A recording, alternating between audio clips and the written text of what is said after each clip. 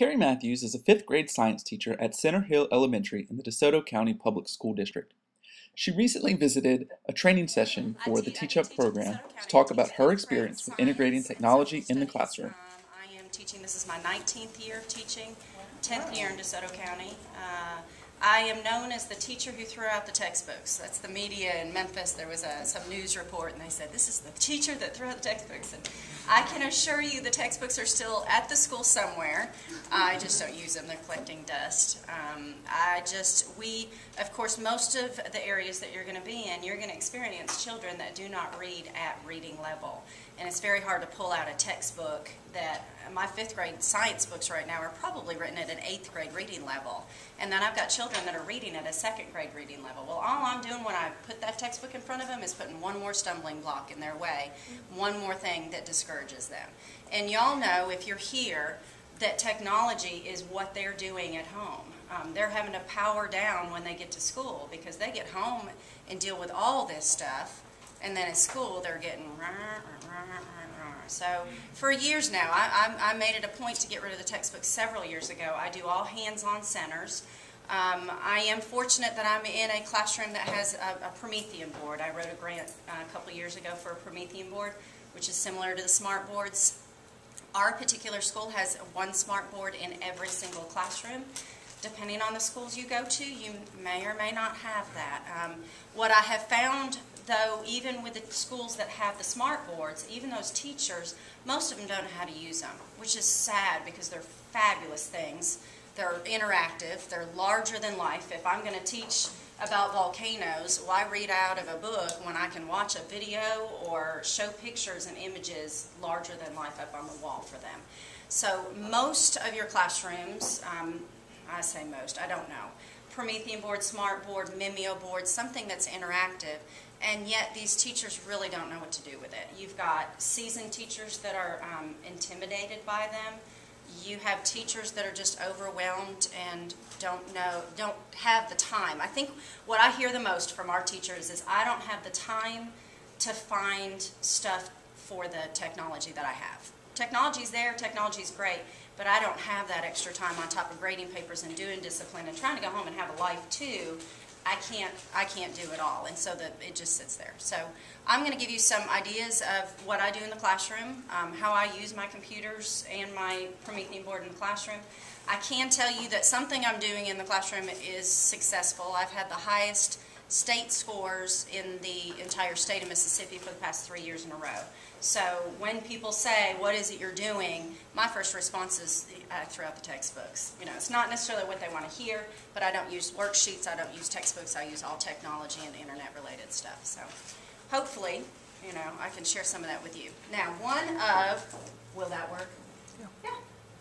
One of the websites that I use, and I'm sure you're overloaded with all this stuff being thrown at you, am I right? You getting overwhelmed yet? No? One of the websites is watchknow.org. I actually am an editor for the website. I believe in this project 110% because our kids are watching videos, and if I'm going to have them watch a video and can have it be an educational video, again, they're going to get so much more out of that than reading out of a textbook.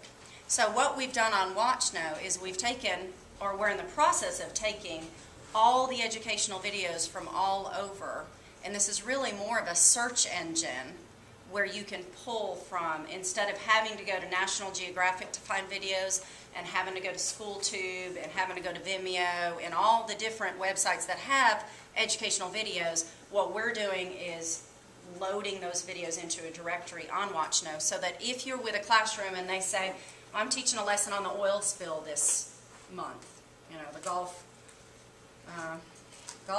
of Mexico, it'd be nice if I spelled it right, oil spill. I'm going to type it into my search engine. Videos about that topic are going to show up, and they're going to be from all over the internet. This one's from Vimeo. This one down here is from National Geographic.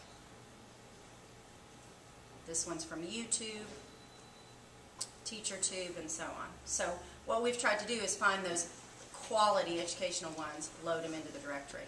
They also have stars on them. 5-star rating, and they'll be rated. Your best ones are going to be at the top. 3-star ratings are going to be lower down on the list. And then they also have ages for you. So if you're working with a 5th grade teacher, you can actually go into the search engine, if I pull it back up, and you can move that age filter to maybe 8 years and up. And it will just find, then you're not going to find little 3-year-old preschool videos. It's going to cut down on some of that search time for you. And a lot of teachers, if they don't know how to use that large board in their room, that's one thing you can do for them, is just find those videos. What you are also going to run into is, right now, a lot of the videos are YouTube videos, and I believe all 3 counties that y'all are going to be going into, they block YouTube. It's the filter blocks YouTube videos, and I was going to say it sucks. Can I say that on the video? That sucks, because there's some great YouTube videos out there, and I'll kind of show you how I get around doing that and how I can still share those videos with the kids. But our new goal is to try to continue to load videos that are non-YouTube videos. The original, when the website was originally set up, most of the editors were loading YouTube videos, and then we realized, okay, that's not going to work in the schools, so we need to, now we're in the process of trying to avoid YouTube videos and start loading other videos. One thing you can do to help you, what I have to do, if I'm wanting a video in the classroom, do you see this button right here that says School Accessible? When I click on that, it's going to take out all of the YouTube videos and Google videos, because Google's typically the other one that's blocked by the filters. Now, it obviously cuts down a lot of the videos that you have to choose from, but that will give you videos that you know the teacher can use in the classroom, that they can show in the classroom. If you want to go back to the YouTube, if you'll notice on the directory right underneath, all those numbers change. You see that? Now, let me talk briefly about the directory. You can use the search engine, and when I talk to my kids, well, even when I'm looking for a video, a lot of times I look in the search engine. I'll type it into the search first. And when I tell my kids, okay, we're studying landforms this week, just go into the search box at home and type in landforms or scientific method, whatever the main words are, that'll usually bring it up. But the directory is broken up as well, and this is what makes Watch no different than TeachUp and SchoolTube and some of the other educational video websites that are out there. We've organized them. If you open up science, which you see where I clicked on the plus, opened it. Now, if you're going to be working with lower grade, you got science for younger learners. That's for like your kindergarten, 1st grade, just those cute little songs about how to wash your hands and stuff like that. I'm not a younger learner anymore, but life science is going to have all of those inside there. You've got all the videos on animals. I'm going to open that. Then it's going to break it down into vertebrates and invertebrates. Maybe I'm teaching a lesson on reptiles. Well, that's a vertebrate, so I've got to open up the vertebrate folder. Then I'm going to go down to reptiles and open that. It'll even break it down further than that. Yesterday I loaded a video on alligators, and so I dropped it specifically into this folder right here. So if you're just teaching on alligators, you can narrow it all the way down to all the videos that are just about that topic. Just trying to find the one I loaded. There it is, August 24th. Oh, right there. What else can I show you about this? I'm going to go ahead and do Watch No Classroom with you. If you go down to the bottom of the directory, you see where it says Watch No Classroom right there, and open it up. Something, because have you been, oh, it's going to open mine. No. I thought I just heard her say, have you been learning about editing, making videos? Is that something y'all just did? Here's something I would love to see y'all do. What we've been encouraging the teachers that are already on Watch No, we've been encouraging them to load their videos onto the website. And I'll show you how to do it. It's super easy. All of you will be able to do that. But if it's a video in the classroom and you're videotaping, what am I doing that's doing something funny there? And you're videotaping, you've come into my classroom. I hope I get one of you, because I need somebody to videotape in my room. I'm in Mississippi. I'm going to open up Mississippi. I'm in DeSoto County Schools. I am at Center Hill Elementary. And there's Mrs. Matthews. Do you see how I opened all that up? My videos are going to be in there. Not quite sure why it only says 3. There should be 5, but that's okay. What I'm doing is every week I am videotaping my centers, because basically that's what I do all week long. I do centers, and then my parents want to know what I'm doing and how they can help, because I don't have a textbook. I don't have a book I can send home for them to study at home. So what I've done is I've sent a letter, and I've even sent little cards home with the Watch Know website. They're going to Watch Know classrooms every week. They're opening my folder. Actually, if you search Mrs. Matthews, you're going to find all my videos that way too. And I have written a brief description, but these were the centers for, I think that was the first week of school, so I'll click on it. Very first week of school, I videotaped. I didn't do anything fancy. If you've got some better ways of doing videos, then please join my classroom. Come in and help me. Because all I have time to do is take my flip camera and turn it on and do it. But it's only about a 2-minute video, and then my parents and my kids, of course you know your kids love that they can go home and watch themselves. Now this is very similar to what SchoolTube and TeachUp are doing. A lot of your SchoolTube, TeachUp videos are more, you know, what's going on in the classroom. Kids are doing a presentation, or they're doing their own little projects, and they want to be able to videotape it and put it online. So that's why we've made a separate folder in the directory for that, because we feel like that should be removed from educational videos that everybody could watch. If this is just a video about my classroom, the only ones that are really interested in it are my 75 children that come through my room. Where if it's a video about latitude and longitude and how I'm specifically teaching that, then I want to go into social studies and put that under mapping skills instead. How come it's not running? Try refresh. Where's your refresh button? On the URL bar, it's toward the right side, right next to Google search. To the left a little bit. Right. Oh, Yep. right there. Yep. Did I see it?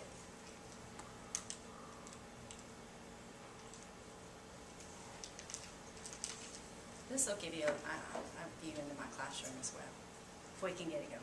It's playing on my computer. Is it? It's your computer now. Sure. Well, we might not get out at 5 if the video doesn't work. No, we'll get out at 5. Alrighty. I'll let that play for a little bit. Oh, I thought that was going to do it. Another thing that I would strongly encourage you to do, I'm not going to force you to do it, is to actually sign up with an account on Watch Know. If you're on that website already, if you look up in the top right-hand corner, you can register. You can do a simple account, which means you don't even have to have an email address to do it. That's what I've actually done with my students. They can do a simple account, and then they don't need to have an email. They just have an easy way of clicking and signing on. You don't have to sign on to actually access any of the videos. But if you ever want to help load videos, if you've been asked by a teacher to find all the videos on latitude and longitude, and you'd like to load them all into one area where you don't have to say, well, you can find this video here and here, if you will register with a confirmed account, which is kind of that middle account, and give us your email address, and if you'll do me a favor and just put .intern in there, I know who you are. I'm actually the one that approves most of those, and that just lets me know, okay, that this is not anybody, that I know who you are. But what that'll do is give you a little bit more access to be able to load videos, to organize the directory. If you feel like something's out of place, you are more than welcome to move it around into a new folder. But the kids are the same way. That's a video that could be used for a unit on insects and bugs at the lower grade level.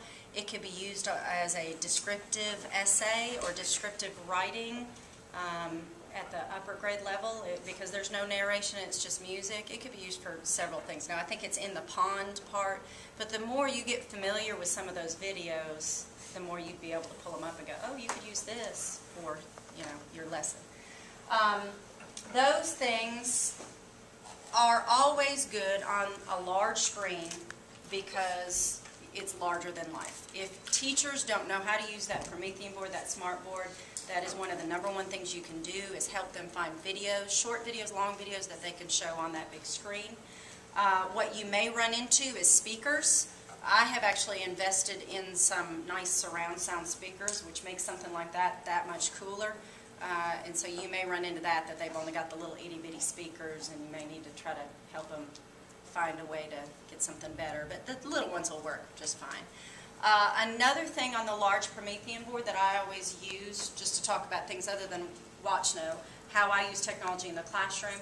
Every Monday I do a PowerPoint slideshow with all my vocabulary words. That's the other thing when I've taught classes on technology, the other thing that I've taught these teachers is just make a PowerPoint slideshow using Google Image. And most of those teachers, especially if they're older teachers and they're not real familiar with the internet and technology, they don't even realize that you can go to Google, instead of doing a regular Google search, you can do an image search. And all those vocabulary words, whether you're talking about English vocabulary, reading vocabulary, social studies vocabulary, if you'll type in that vocabulary word into a Google image search, pictures will show up that are fabulous ways to overcome that obstacle of reading. All I do on my PowerPoint is I put the word at the top and the picture at the bottom. So this week I'm doing landforms, and one of the words is peninsula. So peninsula is at the top, and there's a big picture of Florida peninsula zoomed in with the Gulf of Mexico and the water around it. Real images give them a better idea of what the vocabulary word is than those children that can barely read, that are trying to read just the definition. And I know your job isn't to transform these teachers and come up with different ways for them to teach. However, using that PowerPoint and using Google Image is just a fabulous resource on top of what your typical teacher is going to give them vocabulary words. They're going to, however they do it, whether those kids are copying out of the book or they're making flashcards or whatever it is, if you can take those vocabulary words and make just an easy PowerPoint slideshow for them where all they have to do is click the little arrow and the pictures are right there, it just makes a world of difference. It really does. And most of the teachers that I've taught how to do that are so thankful. They just don't know what they ever did before PowerPoint and Google Image. It's just, you think, especially those teachers that just don't know where to start. That is one very simple thing, those PowerPoint slideshows. Don't make it too fancy. Don't make it too many words. Most of your kids don't want to see a lot of words. Y'all don't want to see a lot of words, do you? If I give you a big old packet with a bunch of junk on it, you don't want to read it. They don't either. But they'll look at a picture. And so if you can just simplify, sometimes I'll put two pictures on there. Maybe you need a contrast of something, but if you'll just make the word and the pictures and give that to a teacher, that's a fabulous way to, again, use that large board if they have them. Now, the other thing that I run into in a lot of classes is what happens if you only have one computer. You're going to have teachers that they only have one computer. What do I do with that? You can't hover 25 kids around one computer to watch a video or to watch a PowerPoint slideshow or anything like that. If you noticed in my little clip, the reason I wanted to show you that is to show you how I use my computers.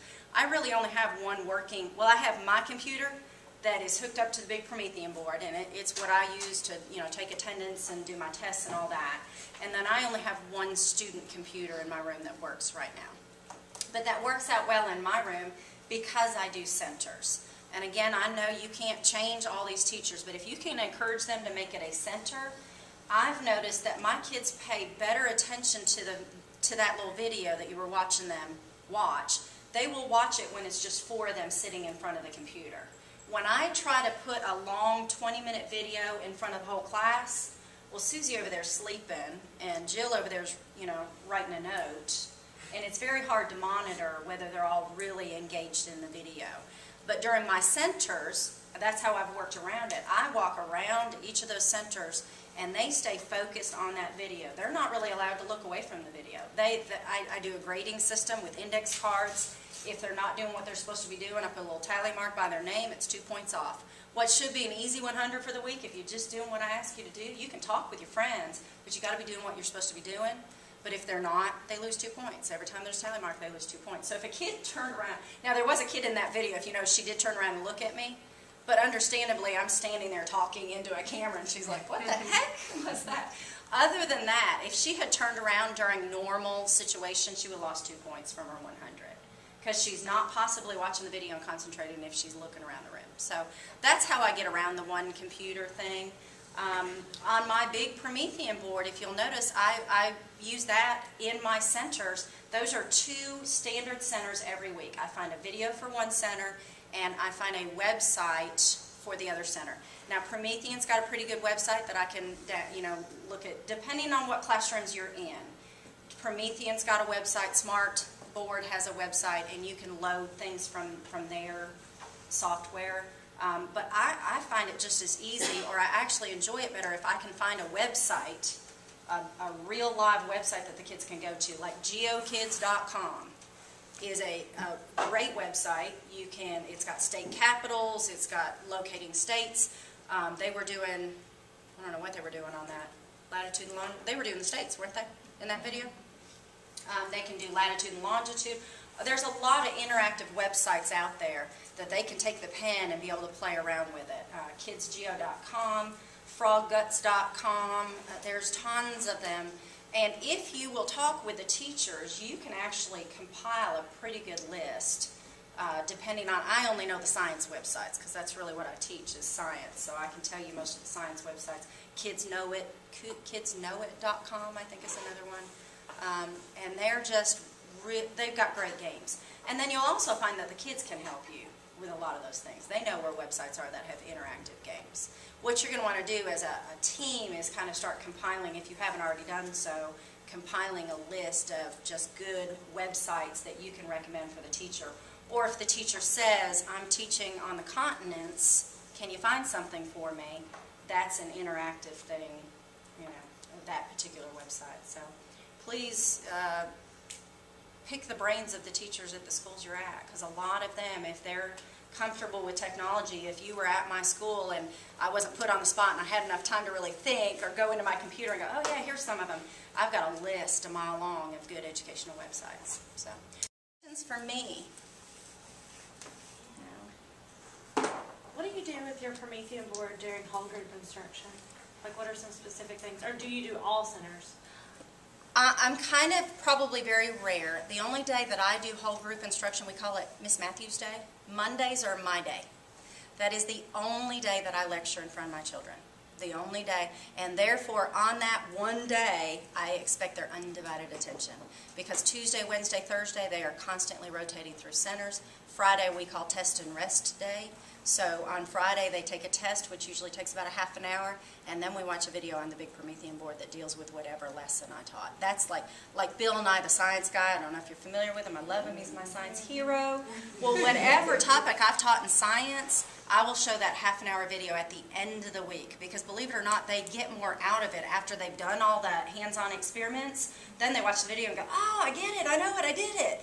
So I do that. That's my test and rest day. But instructional time on Monday, I use the Promethean board to do my PowerPoint, my vocabulary words. That's really how I teach my lesson.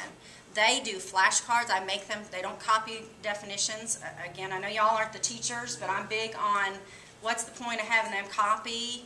You're wasting time doing that. I write the definitions out for them. They cut just on a worksheet. They cut out. The definitions are already there. They flip it over, and as I do it on the PowerPoint, they write the answer on the back.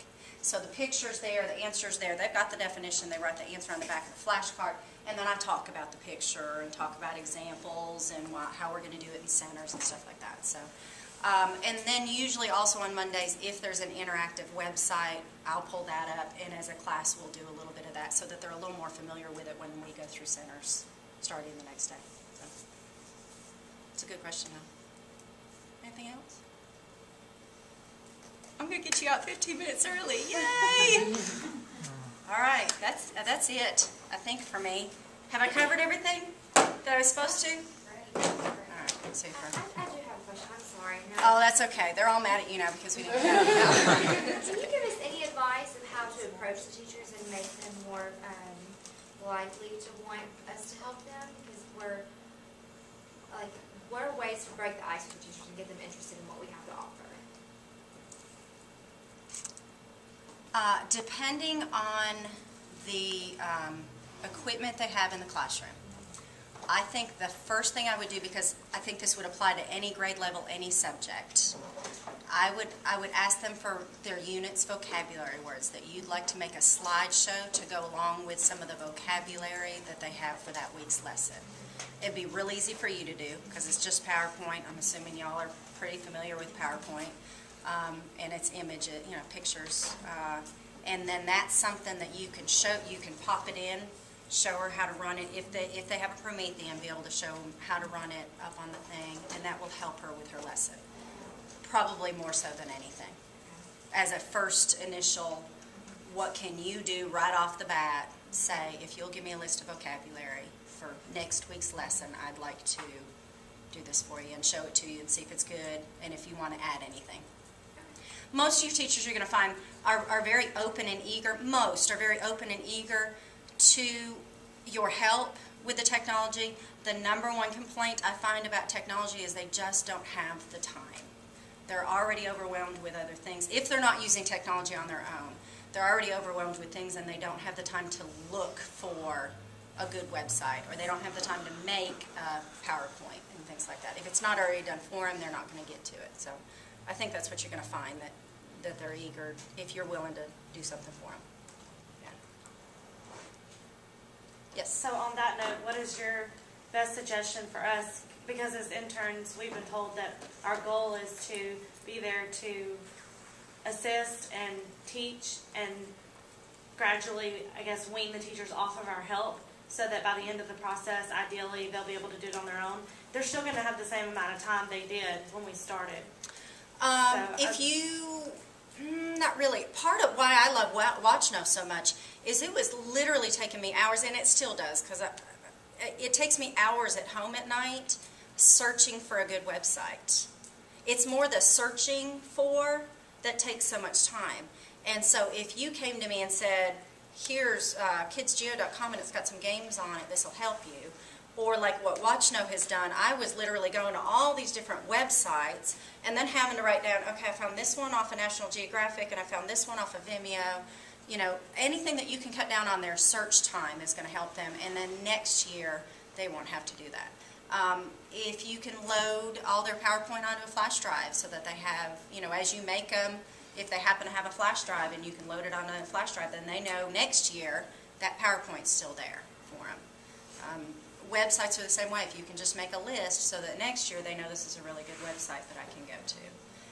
A lot of times I'm amazed when I teach the CEU classes that they don't even attempt to, if you have a lesson that you're trying to help her with, if you'll just do a Google image search for that topic and then write lesson plan after it, you know, the topic is scientific method lesson plan.